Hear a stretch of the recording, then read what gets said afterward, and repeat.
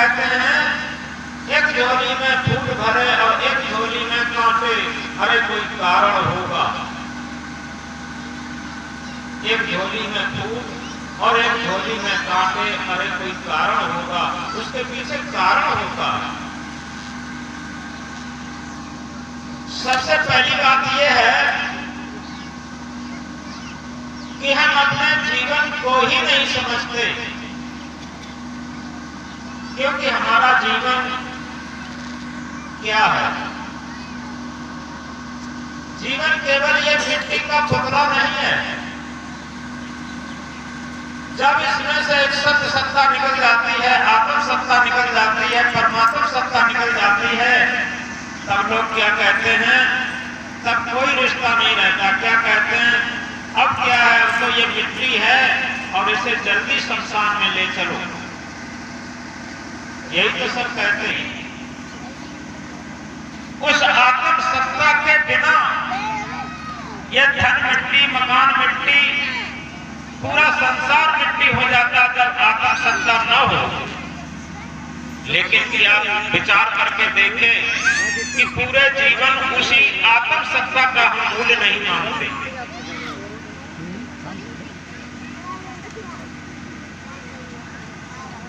उसे उसका मूल्य भी नहीं जानते, उसे जानते भी नहीं।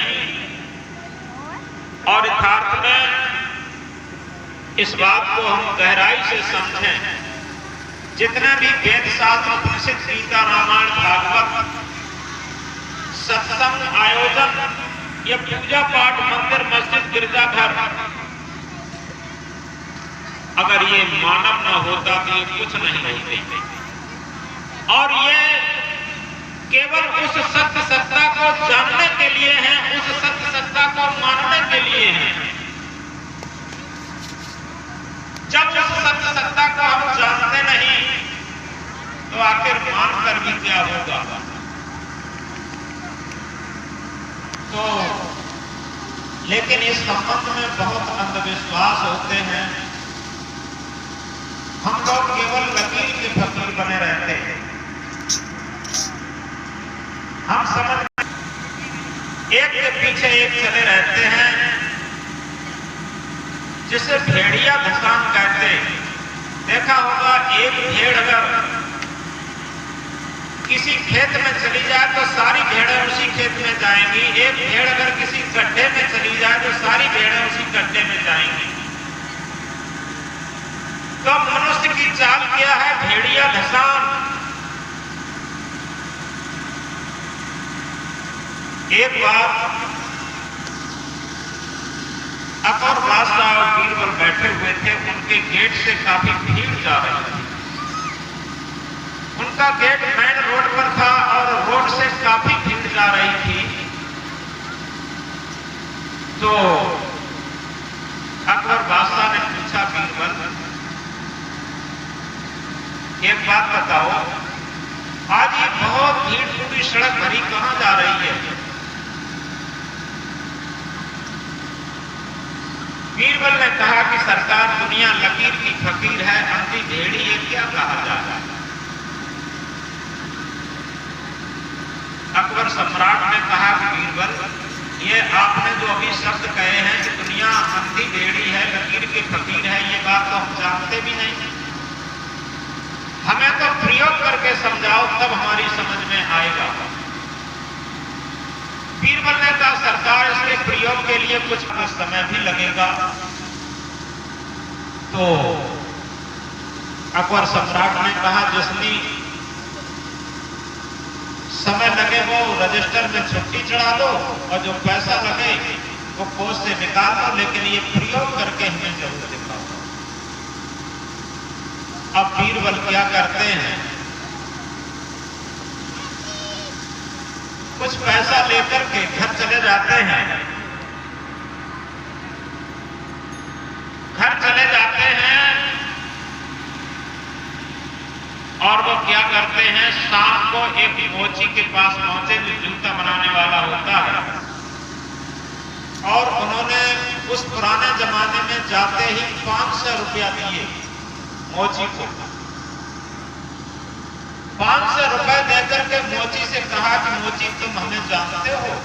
सरकार आपको हम जानते हैं, आप तो मंत्री साहब हैं, अकबर सम्राट के सबसे बड़े मंत्री साहब हैं। तो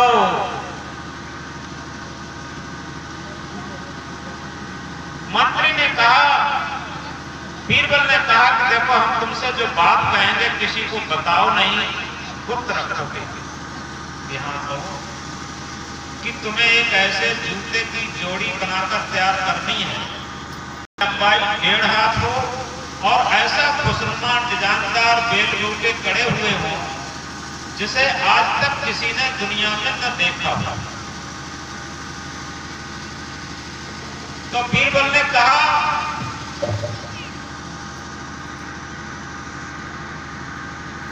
तो मौजी ने कहा ठीक है सरकार, मैं ऐसा ही जूता बना करके दे दूंगा और कोई भी जान भी नहीं पाएगा।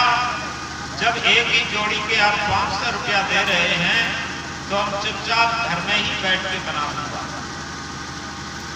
जब जोड़ी तैयार हो गई, बीरबल के लिए सूचना गई। बीरबल जोड़ी देख करके बहुत खुश हुए, उस जूते की जोड़ी को ला करके अपने घर में रख लिया, एक कपड़े में लपेट करके घर में रख लिया और सुबह 4 बजे के टाइम जाते हैं, उस जोड़ी में से एक जूता ले जा करके एक मस्जिद में डाला है। जब मस्जिद में डाला है तो सुबह को सबसे पहले एक मुल्ला आता है जो अजान लगाता है। उर्दू में अजान पुकार को कहते हैं। अजान माने पुकार होता है। जब पुकार को लगाते हैं तभी नमाजी लोग इकट्ठे होते हैं। तो मुल्ला जब अजान लगाने के लिए आया तो क्या देखता है, 1.5 हाथ लंबा जूता मस्जिद में पड़ा। मुल्ला ने तुरंत समझ लिया कि ये जूता किसी मनुष्य का तो हो ही नहीं सकता, इतना लंबा जूता। निश्चित है रात्रि में खुदा मस्जिद में आया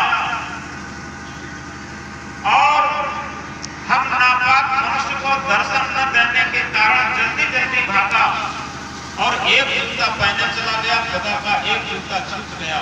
यह निश्चित है खुदा का जूता है, किसी मनुष्य का तो यह जूता हो ही नहीं सकता। ये मुल्ला ने इस बात को कहा। अब वो अजान लगाना तो भूल गया, लेकिन उस जूते की शोभा देखने लगा, लंबाई देखने लगा, उस जूते पर मस्तक देखने लगा, उसकी सिजदा करने लगा। धीरे धीरे इंतजार देख करके नमाजी लोग सब इकट्ठे हो गए। जब नमाजी लोग सब इकट्ठे हो गए तो ये कहा कि भाई मुल्ला आज तुमने अजान नहीं लगाई। मुल्ला ने कहा तुम्हें अजान की पड़ी, तुम्हें कुछ पता है? आज 1 मिनट का अंतर हो गया। आज तो हमारी अजान, आज तो हमारी नमाज, आज तो हमारी प्रार्थना सब सफल हो गई। नमाजी लोगों ने कहा क्यों? कि देखो ना, ये देखो लंबा खुदा का जूता। हम नापाक मनुष्य को दर्शन न देने के कारण खुदा जल्दी से भागा, एक जूता पहनने चला गया, एक जूता छूट गया। तो जैसे ही और लोगों ने ये देखा, सबने कहा कि वास्तव में ये खुदा का जूता है, इतना लंबा इस संसार में किसी मनुष्य का जूता हो ही नहीं सकता। और सबने उस जूते पर मस्तक टेका, सिजदा की और हृदय से लगाया। इसके बाद सुबह हुआ। सुबह को यह सूचना बड़ी तीव्र गति से पूरे नगर में फैल गई। अब क्या हिंदू क्या मुसलमान सभी लोग खुदा के जूता के दर्शन करने आने लगे और वहां पर चढ़ाना चढ़ाने लगे। चढ़ाना चढ़ाने लगे क्योंकि खुदा का जूता रह गया। चारों तरफ खबर पहुंच गई। इधर क्या होता है, धीरे धीरे और बीरबल अपनी ड्यूटी पर पहुंच गए।